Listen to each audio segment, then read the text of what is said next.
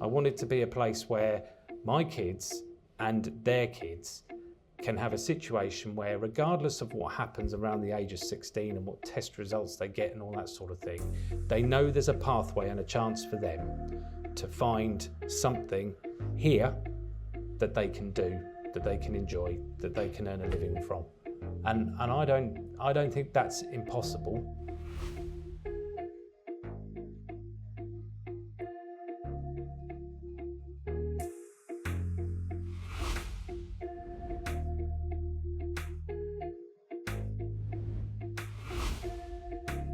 Good evening, everybody. My name's Ian Hudspeth. I was formerly leader of Oxfordshire County Council, and it's a great pleasure to be here tonight, and I thank Chamber for the opportunity to be discussing skills in Suffolk, and that's the important thing, and even more importantly, trying to find solutions to the skills agenda, and I think that's what we're here for and discussing. I've got a great panel with me tonight. We've got Peter Aldous MP, Jack Abbot, Labour Parliamentary candidate.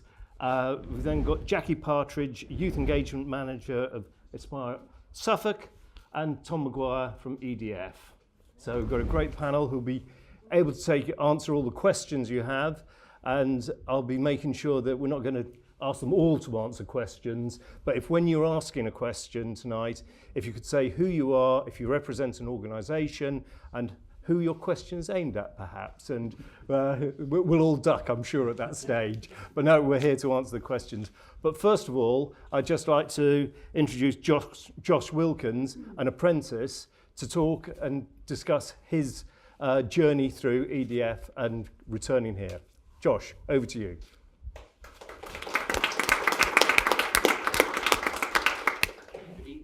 I'm Joshua Wilkins, and I'm a graduated project controls apprentice at Sizewell C. My journey began when I was talking to my granddad and my dad, and they were telling me about how great the engineering industry is. And they had actually both worked on both Sizewell C or Sizewell B together.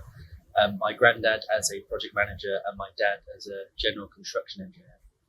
I then took on an internship with EGA and UK Power Networks before moving and applying for an apprenticeship at EDF Energy. I was offered a job and the opportunity to move over to the West Coast to work on Hinkley Point C.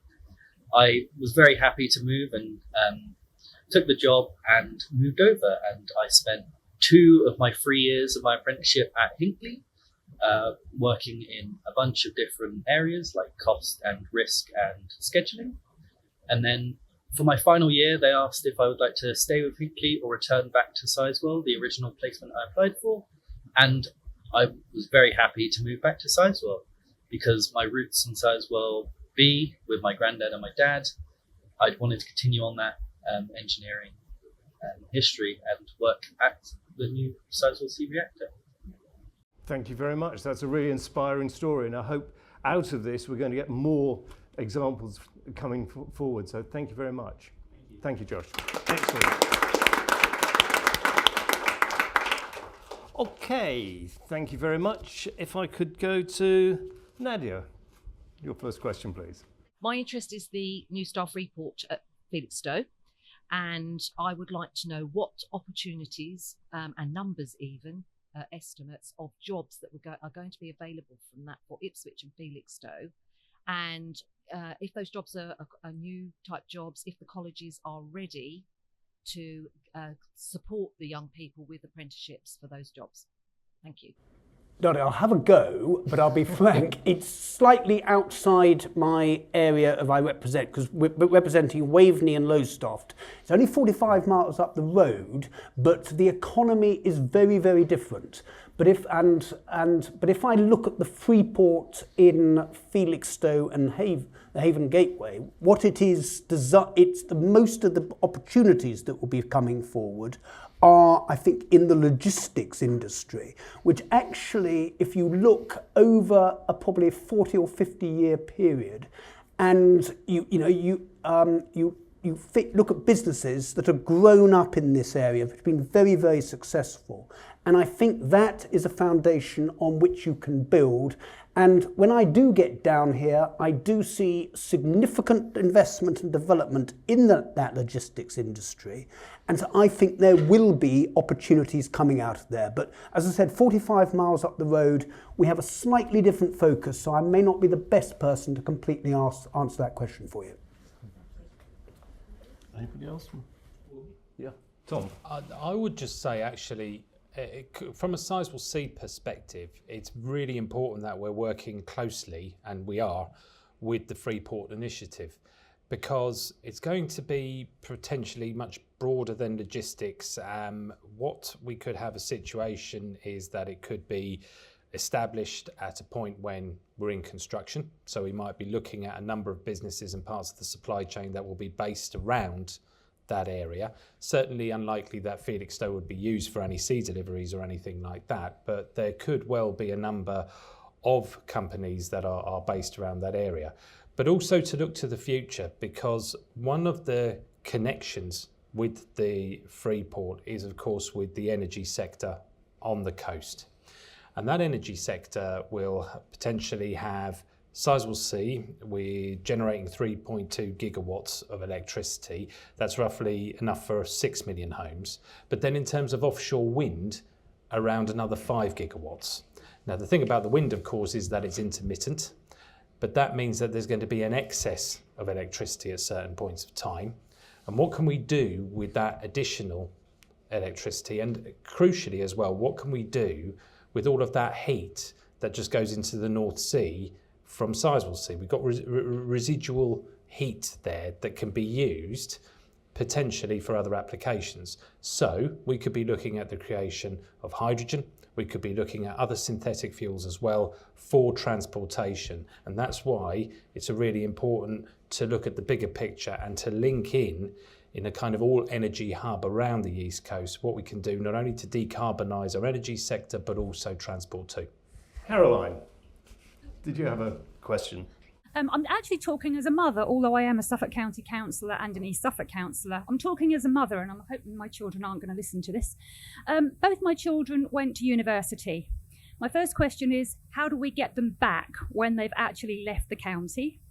And my second question is, sorry, am I allowed to? My daughter is 23 years old. She actually was doing her final year of uni during COVID. She left her residence in the December for Christmas, and she wasn't allowed back because of lockdown until May the following year. And we actually took her Christmas decorations down in the May.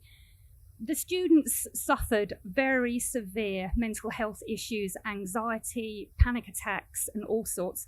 And I think we really do have an issue with the children, the young people that went through that. And I think it's going to be a real challenge for people in the workplace to understand when they're engaging with students of that age, when they come into the workplace, what they've been through and the environment that they had to suffer and be, I wouldn't say soft on them, but manage the situation, because it's not going to be like any other cohort of students that have come through. Thank you. Thank you very much indeed. So how are we going to attract children back to the area? Anyone want to pick up on that? Yeah, I mean, Yeah. I'll go. I think we need to look at what opportunities there are in Suffolk and actually advertise those to our young people. What we do at Inspire is we work with the university for those who are leaving university to look at what opportunities we can offer them and work with them after university. And I think we need to be showing that to those who have left Suffolk. I went to Hertfordshire University, so I came back because I had to. But not because I knew of any opportunity. I think it's about making them aware of what's out there and what Suffolk has to offer and why they should come back, especially if they're living in those more rural locations. I think in terms of the second question, I think it's really about working with organisations, not just like Inspire, but Mind and many others who support young people to get past that barrier of mental health. Who work with businesses to support that young people on what they need when they enter that role or that organisation, and being able to support them in those barriers. I think you talk about mental health, but I think there's a lot of barriers that probably contribute to that. It's not just one side for a young person, it's actually multiple barriers that actually we need to be looking at. But I think if we work with organisations and put money into organisations who work with young people, we can then support those young people into getting into the world of work and feeling confident to go into that role rather than going in for 6 weeks and then thinking I can't do it and then leaving and they're back in the same position they were before. Jack? Yeah, I think when tackling the first question, which is about how can we attract young people back if they've gone to university, but also actually retaining them as well if they have kind of upskilled in other ways in Suffolk. And I think we've got to look much more holistically. I know tonight we're going to speak a lot about Sizewell C and other renewable energy opportunities, and I think the big thing around these sorts of projects is not only are they offering better skills and training for young people, but to be blunt, hopefully they're going to be offering far higher wages than they might receive in other parts of Suffolk at the moment. We've got lower average wages in Ipswich and in some parts of East Suffolk than the rest of the country, and that's obviously a huge issue, particularly in the cost of living crisis we're seeing at the moment. We've obviously got a housing crisis as well, where the rents are absolutely astronomical and where people have very, very few rights when it comes to landlords or the quality of housing they're living in.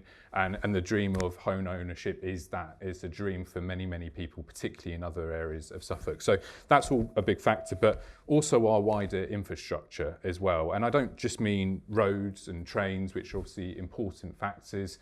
It's obviously about making sure we've got good internet and broadband access in all parts of Suffolk. But another thing that is only really starting to get traction, but anyone who's got a young family will know, the cost of living of being a young family is extortionate, and particularly when it comes to childcare. For too long, we've seen childcare as purely sort of a nice thing to have. It's nice that we can, dump little Johnny or whatever at a nursery and whatever, and that's all fine.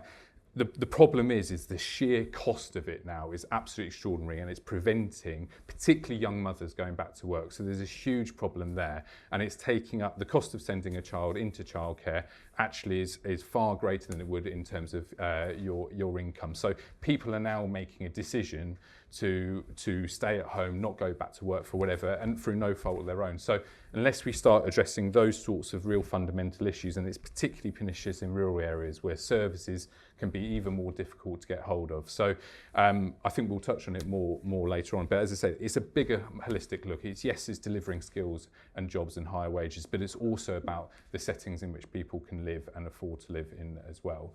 I think it's been covered in terms of what you've said in terms of mental health. I would also just mention the fact that Suffolk and Norfolk has a failing mental health trust at the moment, which isn't serving anyone, but particularly young people, well at all. It's gone through its 4th dreadful inspection in the last 6 years, I think it is, Peter, and yet no action has been taken really of any sort. The sort of deck chairs have been moved around, but yet nothing changes, sorry. Until we break up that foundation, bring it back into local control, and actually have I think there's been strong pushes for an independent inquiry, which I think is incredibly important. We're not going to have the mental health services that serve anyone in Suffolk or Norfolk very well at all. So I would just add to that point that it's absolutely crucial that finally action is taken on the NSFT.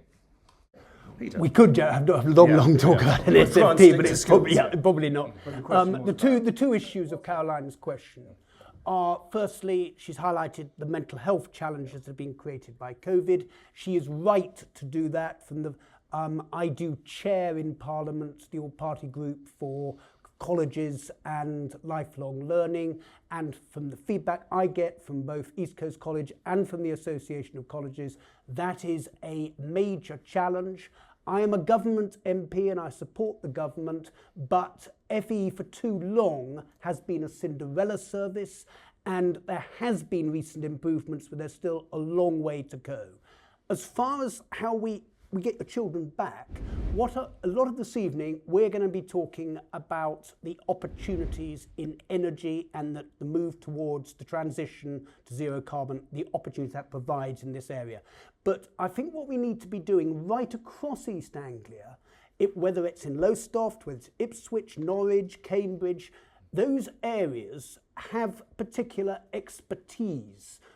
As I said, we're talking about energy, we talked about logistics down in here in Ipswich, there is skills up in Norwich, around the university there and research research, etc. there. And what we need to be doing is really focusing in on those expertise, that USP that those particular areas have got, to make them sort of global examples and actually as a magnet to get people back into the area and actually more people to move here as well. Excellent. Thank you. So, Councillor, fully respecting your politics, I think any suggestion of enticing anybody over here to work on Sizewell C might make it a more stressful situation. But what I would say is that looking at the energy sector as a whole, okay, including the renewables side of it, the levels of investment that are coming in to East Suffolk are huge. I mean, we're talking over £120 billion of investment. And that's not just in nuclear, it's offshore wind. It's also, of course, in solar as well. And of course, it's in looking at ways that we have smarter grids. We have potentially hydrogen as well. All that decarbonisation that will be going on. And I personally feel that in my engagement over the years with particularly students, there is a deep understanding that this is a crucial growth sector, that whole green industrial revolution, as people are referred to. And I think that will be a very important selling point. I also think it is quite possible as well that this can be done while keeping East Suffolk and Suffolk as a whole as a green and pleasant land. Some of the apprenticeships that we are keen to investigate actually look at land management and biodiversity as well, not just in STEM, not just in engineering and construction. So it's about the diversity that we can get that is crucially important. The construction sector has a huge challenge with mental health, and it's one we recognise because we have basically Britain's biggest building site at Hinkley Point C at the moment. And particularly for young men who are quite often isolated as well on sites, we have a particular duty of care. And we have seen, and I've certainly seen in my career over the last decade, far, far better regard to mental health in the workplace than ever before. We now have mental health first aiders. We have a number of initiatives that we're running with the trade unions as well in order to make sure that people feel supported throughout their careers on site. And I don't think it's any difference between a building site, a public service, an office, or anything like that. I think that now has to be taken as seriously as all of the regulations we have to make sure we've got first aid boxes in every office. Okay, thank you very much. Is Michael Gray? Michael Gray, Head of Skills at Suffolk County Council. Legacy has been a bit of a byword in all the discussions we've had around skills and economic impact going forward in regards to Sizewell. So this question is primarily for all the panel, bar Tom, to begin with. From your particular perspectives, what do you see as being the main aspect of positive legacy that you want to see from the Sizewell C project? And then as a follow-on for Tom, drawing on those answers, how would you extend and retain the impact well beyond the construction stage of Sizewell C to achieve those positive legacies? We'll just go round. Right. Well, I think as three legacies, and obviously we're mainly focusing on skills this evening, but there are others to be mentioned. But as far as skills are concerned, there will be, as we know, there's significant jobs during that 10 to 12 year period, but it must not be like a Wild West gold rush town when the construction finishes. It's just nothing there. You need to leave something positive. I would like to think that we could have left people with skills in particular areas, and we will have expertise there, whether that is in fabrication, for instance, in telecommunications. I've seen companies in the energy sector. CFAS in Lowestoft have got a particular expertise that they'll be bringing to Sizewell as well. And with that expertise, we've built up those centres of excellence, and they will then be able to go out and do that work based from Lowestoft all around the UK. I think I would also like to see us leave an improvement in infrastructure. Rail is a particular hobby horse of mine, Tom, so that's one I would like to suggest. And also your trialling of hydrogen buses as well. That is an opportunity. And then we've also talked about the opportunities of creating what I've described as that green lung going up the Suffolk coast, linking all these large areas together, which actually enhances the environment in and around East Suffolk. Okay, thank you. Well, I agree with a lot of what Peter just said there, and I think the really important thing to remember is I think we're at a really big crossroads here as a county and as a region about what do we want the benefits of Sizewell C and actually all the other renewable projects to look like in terms of longevity. And yes, we're confident about the schemes and the work that it's been doing through local authorities, business groups and education, but how do you build the foundations to make sure, as sort of Peter said, it's not final as soon as the project's built and operational, there's a small section of jobs there, but the skills disappear elsewhere. Or, in my opinion, even worse, the work that we're doing now doesn't continue far into the future. Lots of the training that we will, and upskilling that we will be looking to do for Sizewell C is broadly applicable to many other renewable technologies. So I think it's also really important, and yes, absolutely maximising the benefits of this major project we've got coming on the horizon, but it's also looking much more holistically about all the other opportunities on the horizon. I know we'll be talking about what you think I think Suffolk should look like, or what it's going to be championed for the 21st century, in which I'll expand a little bit more perhaps on this. But I think that's absolutely crucial. It's not just seeing this as this one project with an end date, it's making sure we've got the skills stream going right through over the next few years and decades to come. So that for me is about establishing educational outcomes and educational settings where those skills can be taught and thrive far beyond this one project here. So we switch now from question time to mastermind. Okay, fine. So look, what I would say is that naturally I concur with all of that, but I think what I'm going to do is actually note that the dynamics of the consultation period and the whole passage of time that has shaped Sizewell C, but not only Sizewell C, I would say the proposals being brought forward by Scottish Power Renewables. I'm not here to speak for them or National Grid, but there are a lot of other projects that make up that huge investment figure that we're talking about.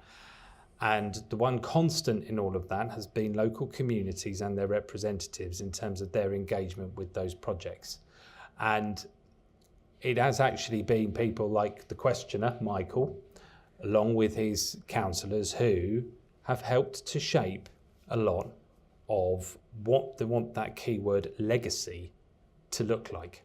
Okay, so basically, where the county council and the district council often will be, dare I say it, critical of each other's position on some of these things, and everybody blames the MPs for everything. But they all consistently come back with that point about legacy. And therefore, a number of the conditions and the direction in which investment has been pushed and shaped and the policies are actually to arrive at that kind of collective vision that the three of you have there. We don't want boom and bust. I would argue actually that Sizewell B didn't necessarily deliver boom and bust like a lot of people said. What happened was, for many, many years, young people from Leiston went to Leiston High School, got apprenticeships, then went on and became managers within the nuclear plants. And guess what happened then? They left Leiston and went to go and live in the rest of Chocolate Box Suffolk surrounding it. Leiston's a post-industrial town because there wasn't a long-term vision for what would happen to that amazing business that was Garrett's, that manufacturer. When that shut in the early 1980s, right, then Leiston became a post-industrial town. And it didn't matter that there was a nuclear power station down the road, because that's a different kind of employment. Not everybody floods in to a nuclear power station the way you do like the local factory. It's a mile away, it's on the coast. You have to have specialist skills and so on to pick up while you go into it. So this time what we have is a plan for legacy. And I mentioned it earlier in our round table when we talked about the fact that when you have got 3 reactors operating on that coast, you have the potential then for a nuclear services industry. We already will have, of course, with that 5 gigawatts of offshore wind, in particular from Lowestoft and Great Yarmouth, the servicing and maintenance. And I hope one day After the 25 years that we will squeeze out of these wind farms in their first life cycle, we will then hopefully be able to manufacture those wind turbines that will replace them, because I still think while it's a question over what nuclear power will look like in the future, we were always going to be reliant on our renewables and hopefully a storage solution later on too. It's a huge opportunity for this area, and these are transferable skills, particularly with the potential for hydrogen and other technologies too. Thank you very much. Is Will Thomas? Will Thomas from the University of Suffolk. How should Suffolk position itself for the second quarter of the 21st century? Well, I think from my perspective, well, it's probably much the same as what we've been saying. And first of all, when you talk about the second quarter of the 21st century, you remind me that I was born in the third quarter of the 20th century, so it begins to age me a little bit. But I am looking at it from very much from a Waveney and Lowestoft perspective, where, as we've heard, we've had real challenges over the last 40 or 50 years.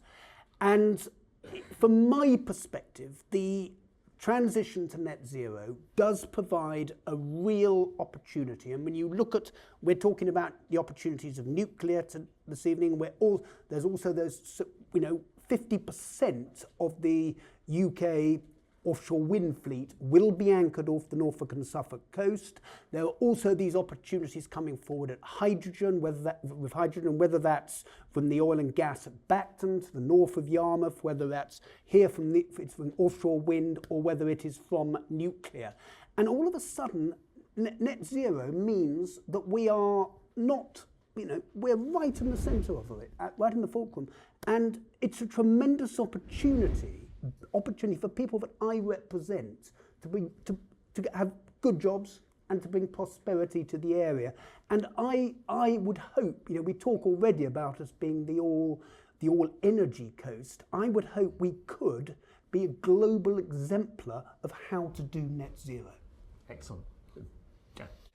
Yeah, I mean, I'd really applaud Peter, because he's at times felt like a bit of a lone voice sometimes in your party when it comes to net zero in terms of government policy. And you have been a champion of this part of the world, and particularly the opportunities for net zero. So I think that's really important. I'd go slightly even further than Peter, and he's absolutely right to flag all the different schemes we've got coming up on the East Coast. But still, politically and in other places, there's a huge amount of scepticism and blockage in order for these things to come to. I mean, there's huge opposition to solar that's coming through at the moment. We know obviously widespread opposition to even some of the offshore wind and the grid connections. And I'm not saying that there aren't negative impacts of some of these things. There's of course needs to be mitigation for all renewable projects for sure. But I think, as I said in my previous answer, we are at a crossroads as a county. Do we want to take the opportunities that are clearly there for us as a county and a region, or do we sort of want to just kind of do the odd project here, not maximise the full benefit when it's job skills or everything else? I'd also go further when some of these schemes as well that are coming through, as much as I'm supportive of renewable energy, I want to see far more benefits come and be retained here in Suffolk and in the region. If you take solar for example, we don't really manufacture solar panels in this country anymore, so we have to import a huge amount of them. Same to an extent goes for offshore wind and other components for many other the technologies we want to see developed in Suffolk. And I would put it to this audience and anyone watching, I would say I want to start sorting some of the manufacturing right here in Suffolk. Why shouldn't we be at the heart of that? We have one of the worst housing stocks when it comes to insulation in Western Europe. We desperately need a massive national effort in terms of insulating our homes. And I think the Labour Party had promised to insulate 19 million homes over the next decade. But again, that production has to start from somewhere. That has to be delivered. And I would argue fervently for Suffolk to be right at the heart of that. And I think there's huge benefits when we talk about Ipswich and the greater Ipswich area down to Felixstowe, but particularly to Lowestoft. And we could have a real golden triangle of development, innovation and opportunity if we really grasp it. But that's sort of incumbent on us here and fighting for that in Suffolk. We can't rely on a national government just doing that for us. I think we just spoke before about a national training institute here in Suffolk. And yes, there's frustration that nationally they didn't grant favour upon us and make sure that's up there. But can we really hand on heart say there was a collective political will right across Suffolk to make sure that was placed here. As I said earlier on, it's not too late to make sure those sorts of training centres, those centres of excellence are developed here. It's not too late to make sure manufacturing is set up here in Suffolk, but what it takes is a really holistic, combined will right up to government and right across the political sector to make sure we're fighting for the case for a net zero future to be centred here in Suffolk. So that's my real vision for what Suffolk could be in the, what did you say, next quarter of the 20, that's quite specific, but even beyond, Will, even beyond. Jackie, do you have? I think that there was something mentioned in the first question about colleges and our colleges prepared for apprenticeships. And I think from my point of view, I manage a team who work with young people who are NEET. And there's an increase in young people who are leaving year 11 with no GCSEs and not going to college, which has meant the council have had to put all their resources back into their kind of year 10, year 11, and the year 13s are kind of, I suppose, left there because there's obviously lack of resources. But actually, how are we going to support those young people who are not in college, who are not at university, who are NEET, who need access to opportunities? How are they going to gain those skills? I think it's important for businesses to be more open to work experience, to offer young people an opportunity to gain those skills, especially when they lack in confidence. They are rural, for example, especially in the East. They have mental health issues. Their barriers could be their family, they could be homeless or in support housing.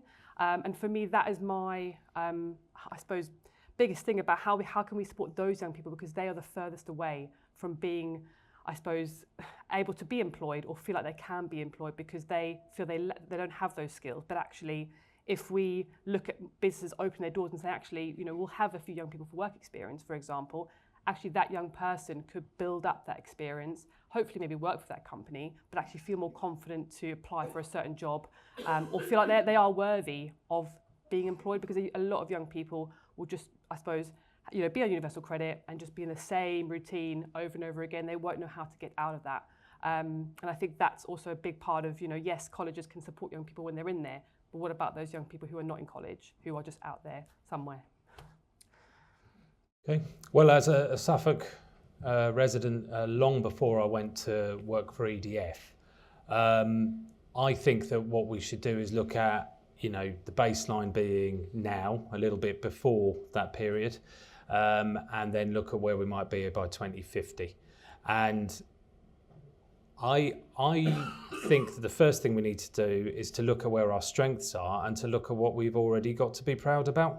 I think it's really important that what we're doing is we're trying to actually identify where we're strong. We're strong in agriculture, okay? We can develop that, okay, further into investment in agri-tech, okay? And to actually be looking into the solutions of how you feed a planet of 9 billion people, okay? We can do that, I think, from rural Suffolk, because we also have connectivity with the likes of UEA, with the University of Suffolk, with Cambridge and so on as well, okay?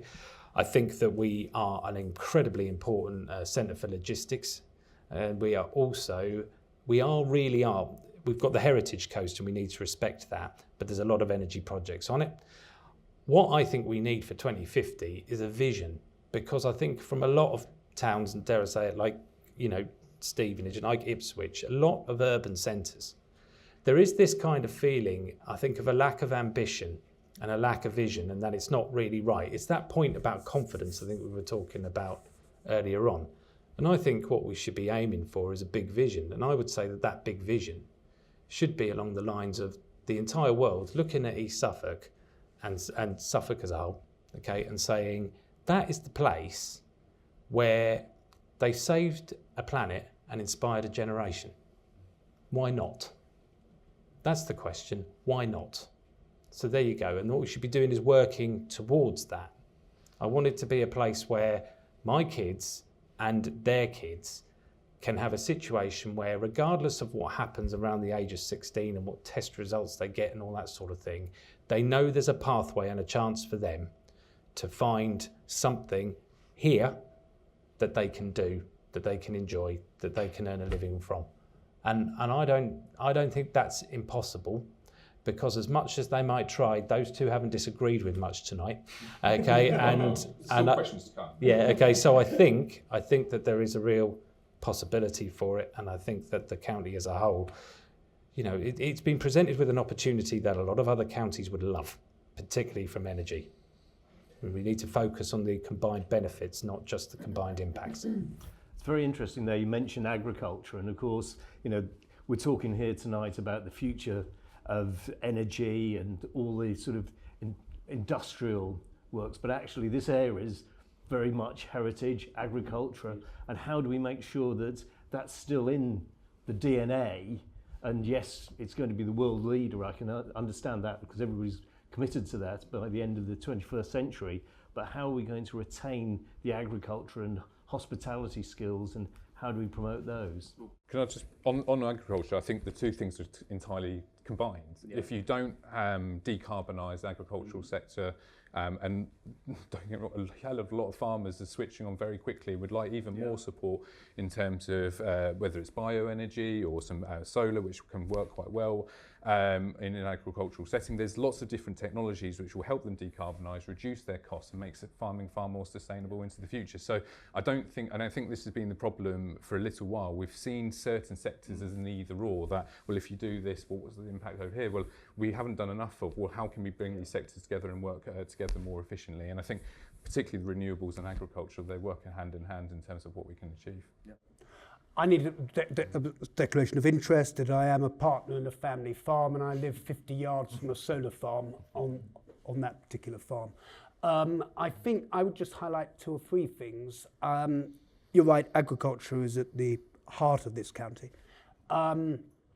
Firstly, I think the government, when it comes to the National Planning Policy Framework, have got to come out of a clear land use strategy to avoid this conflict between renewables and food production. The fact is we want both of them, but at the moment there is a real conflict, and that does need to be resolved.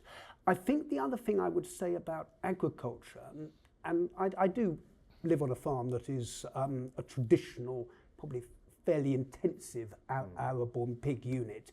But I think we need to be investing in our local food infrastructure, whether that is things like abattoirs, farmers' markets, hubs for processing, so we can actually get back that real expertise, and that way we can generate jobs as well in the sector, and that's what I would be looking to do.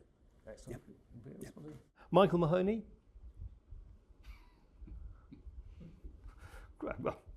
Okay, well, I'll ask Michael's question for him instead. How can East Suffolk attract the same level of investment running into hundreds of millions of pounds, which the North East is benefiting from a result of the development of offshore wind? Do you want me to go on this? Why not? Yes, I think there's 2 or 3 aspects of this which Michael is coming at from.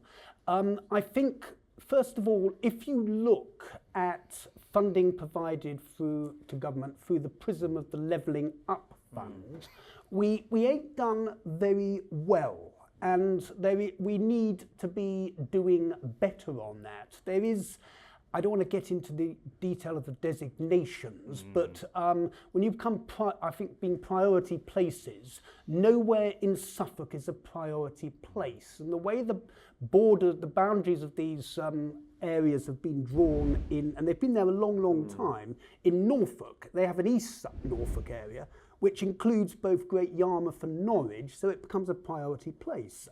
Whereas we're just divided in 2, East and West Suffolk, and the areas of deprivation, they get masked by pockets of wealth. So I think we need to be, that's something where there is scope for improvement.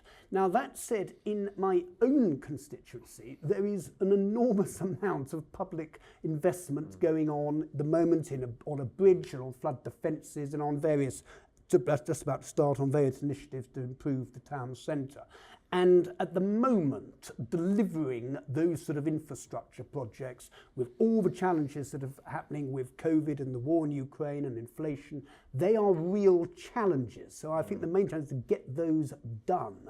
There's also been, there is also, I think you would EDF, Scottish Power Renewables, would point to the enormous investment they're going to be making in our area, which is good news. I think also what probably Michael is getting at is that when it comes to the grid, there is a perception that probably in, say, in the northeast, there is more investment in the grid there, and they've avoided these conflicts with pylons, etc.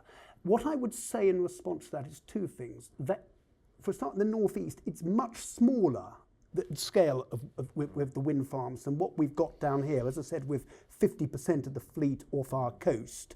But I think there is a need for Ofgem's remit to be widened and for them to think more strategically. And there's an energy bill which is in the Lords at the moment, coming to the Commons. Government need to be putting an amendment to actually amend Ofgem's, vary their remit so that they can take that more strategic approach.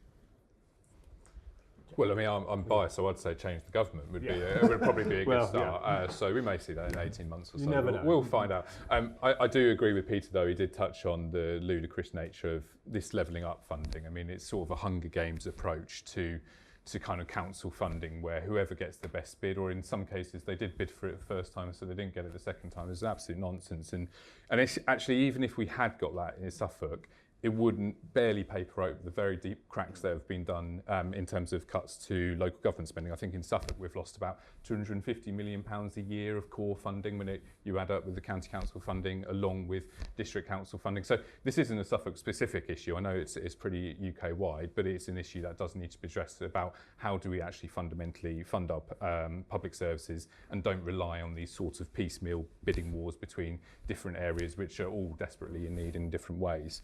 So I think that's absolutely right, but I think much more broadly, I think what Peter touches on at the end there in terms of a really holistic view of Ofgem looking at this kind of sustainable approach. I mean, in other parts of the UK, for example, they're going to be really benefiting from deep geothermal in the West Midlands or the Northwest. That technology isn't open to us, but we will excel in other types. So, but unless there's a real drive for that, it is. Yeah. What, deep geothermal? Yes. Deep geothermal heat? Yes, I don't think we've got the topography. No, you have. In the proposal, Anyway. I had this brought to me on Monday. Okay. The proposals for the redevelopment of the James Paget Hospital involve deep geothermal. Well, I'm very excited to read this update to the report. But anyways, I think, I'll have to make an appendix edition. Anyways, hot news we now can do geothermal. My point was, though, is that different areas of the UK will need different technologies. And I think you do need, to a point, a centralised look, but also it needs to have real holistic buy-in from all of the local authorities. And I think we've touched on it a little bit before. I don't think for a very long time Suffolk and the East has always spoken with one voice in terms of, should we say, our demands. And I think actually it's time to sort of be a bit greedier and a bit more ambitious for the county and sort of not take what has been a very long sort of, other areas are getting much more funding. And I do take what Peter's saying. There is the new bridge in Lowestoft, but the lack of big infrastructure projects really across the county has been pretty sparse on the whole. We didn't get this big £77 million bus back better sort of bid. We didn't get the levelling up bid. So yes, there's small pockets of funding, but unless there's some real holistic plans coming forward, and as I say, some much better asked locally, combined across political parties, across political systems, we're going to be stuck where we are for a little bit. So it's also a bit incumbent on us to do something. Okay. Then we'll get into political systems. We won't get well, look, okay. I think it's important to note, drawing from what Peter said there about, I think it's very important that communities can feel that the question, what's in it for us, is answered when it comes to these big developments. So what I would note is that a rough calculation on the basis of Sizewell C, obviously to get all of those people and all of that material to site, there has to be investment in local infrastructure. And as we all know here as locals, there has been a campaign to get the stretch from the A12 from Milesford through to the Farnham Bend bypassed since the time of the horse. And basically there was a point in time when it had the funding, but the funding was pulled, it had planning permission and so on. And then with the passage of time, things change. And unfortunately, our planning route couldn't deliver that, even though that was a major aspiration. But we could work together in partnership with the county and the district council to try and make the case where we could say, we are a private sector developer. We will be paying for half of it anyway, because we have to. The impact of our traffic will tip Farnham over the bend, if you pardon the pun. Okay, right. And what we need to do is bypass Stratford St Andrew and Farnham. The other two villages, though, we make an economic case. And the problem is that the feedback from the DFT, despite that partnership work, despite a private partner, was lots of constituencies have 4 villages. Now, I think, though, that there is a message around that, in that if we continue to work in partnership, particularly with those consented projects like Sizewell C, if we also try and make sure, and you know, I'm a big fan of offshore wind, but I do feel sometimes that they could also be pressed a bit further, maybe for investment in various things such as skills and employment initiatives as well. I think that would be also very welcome. I know that they do a lot on East Coast College, but make it a bit broader, go a bit further inland. And so therefore, let's try and make sure that we extract as much as we possibly can out of these developments. I think the local authorities here in Suffolk have done a very good job as well. It's about shouting about it. Ourselves and Inspire Suffolk have got a great partnership, and that's all around about inspiring young people who, you know, haven't had the best of starts to be able to get a good start in their careers. Again, partnership is the key. Excellent. Okay. Did you want to I could just comment on, Tom raised a couple of points which I would agree with him. It's, you know, these projects are enormous, and so it's not surprising that developers like EDF, like Scottish Power Renewables, they get completely focused on that project. But I think there is a need to break out of those silos and work together. And there are signs, I think, of that beginning to happen, which is good. You know, a good example, you know, the offshore oil and gas industry and the offshore wind never used to speak. They now work closely together, because that way you're going to get a fair transition of jobs from the oil and gas industry to the offshore wind industry. On the A12, just very quickly, if you'd got the 4 villages bypass, great. My own view is that, and I'm at the other end, is that the railway is where we should be focusing our improvements, because, well, we're past the era of mammoth great road building. And realistically, if you know the A12, there are parts of the A12, you know, if you get to Blythburgh, what on earth do you do there? You can't go east into an estuary, you can't go south into a grade 1 or west into a grade 1 listed Repton Park. And no, but you can't get limited improvements. Whereas on the railway, we've got our own railway going through Suffolk in the East Suffolk. We can really it takes the same time as in 1859 to get from Lowestoft to Ipswich. And if we can get that down, I don't know, to 75 minutes or something, then we are getting people out of their cars and we're making a sensible journey on railway. So let's talk about, I think it's important to reflect on rail there. Yeah. There are a number of areas around infrastructure and planning that are very difficult. And as this is being recorded, I won't state any names of any organisations, okay? But rail is very difficult to actually, in terms of land ownership, in terms of planning, in terms of what you can and can't do, in terms of the timing of getting anything done, all right? And that is something that needs to be addressed within the Department for Transport and with other partners, because it has to be partnership. I would state that we're working very well with Network Rail at the moment in terms of continuous welded rail and improvements to the East Suffolk line, but unfortunately to the south of you, around Saxmundham, down and then across. Now, the reason for that is that we can only be responsible for what our freight traffic will be, and it's coming from the south and not from the north. But you're right, it's something we do need to look at, but again, holistically on that front. Okay, thank you. John Shreve. Yeah. As we strive to achieve net zero, how can the SME sector be helped to expand to provide high quality jobs closer to home and reduce commuting? Excellent. Well, we touched on that a little bit there a few minutes ago, but we're just about to have to wrap up, so if you could be quite concise with answers, please. I'll be very, very specific on John's point, and we're talking about producing energy. Yeah. What we need to be also looking at is controlling demand, improving the insulation and of our buildings, which is one of the leakiest in the world, one of the sector. The way to do, and I've seen projects in Lowestoft that have failed, and they have failed because they are top down, run by government. To get them to work properly, they need to be overseen and run by the councils, who need to be properly funded to do that, working in association with the colleges to provide local people with the opportunities to do that work. Yeah, I mean, I mentioned some of it in my previous answer in terms of kind of manufacturing and delivery of things like solar panels or insulation, as Peter mentions there. And I think he's touched on a couple of other bits, which is important.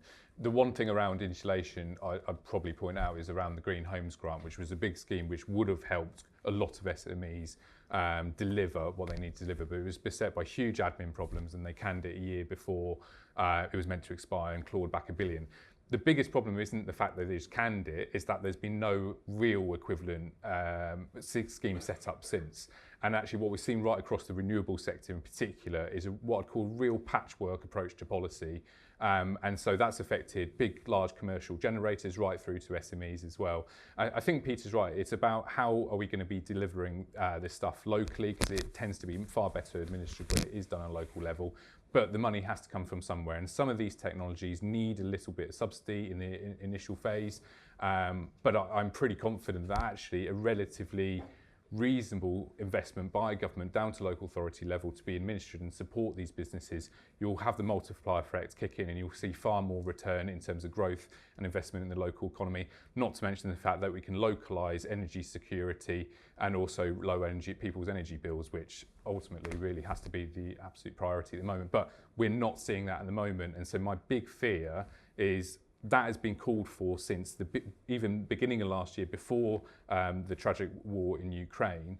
That scheme wasn't sort of administered, and the problem is now we're running out of time even for this winter coming up now. So unless there's really rapid intervention, government, I'm talking specifically on home insulation, but it can apply to a lot of other domestic technologies, or even for businesses in helping them decarbonise and get off gas and things like that. Unless that intervention comes in the budget, really, we're going to run out of time to make sure that money can go through the system, the supply chains can cope with likely demand as we head into autumn and winter months. So that's my big urge and big ask of government at the moment, is get that insulation scheme and other domestics back up and running, and that will in turn really help SMEs really grow over the next few months. Anything you'd like to add? Yeah, sure. Okay. Look, all I'll say is that a lesson was learned. I think what you're specifically talking about is the transport element. You know, how can commuting be reduced in this day and age? And COVID and lockdown was awful, but all I would say is that some of the lessons learnt from it have been useful in the sense of, for example, at Hinckley, we had very large welfare buildings full of offices, full of people who didn't need to be on that building site. And what needed to happen, and also contractors and SMEs as well. In the round table, we talked about how we will probably have regional hubs assembling things to bring stuff to the Sizewell site. That means that local people in the West Midlands, in the Northwest, the Northeast, in Scotland and so on, are not going to, could maybe even walk to Sizewell C, if you know what I mean, because they're doing something to actually have it delivered down there by whatever means, maybe train, maybe road, maybe sea. The lesson for us is, if you don't need to be on the site, and God forbid another outbreak of something should happen again, the lesson was you keep the numbers down. And I think the lesson for businesses of all sizes is to trust their people, and don't regard the whole idea of working from home as some new front in some kind of culture war, because it isn't. Okay, it's reducing emissions, it's reducing traffic, and it's making places actually nicer to live in and to work in. Well, that's a really positive note to end on, I think, and it's been a really good discussion. And I'd just like to thank Peter, Jackie and Tom as well for the contribution. Thank you for the audience as well. And also thank Chamber for organising this tonight. And hopefully we're going to come back and be able to find some solutions to what could be a great future for Suffolk. Some really exciting technology. Thank you very much, everybody.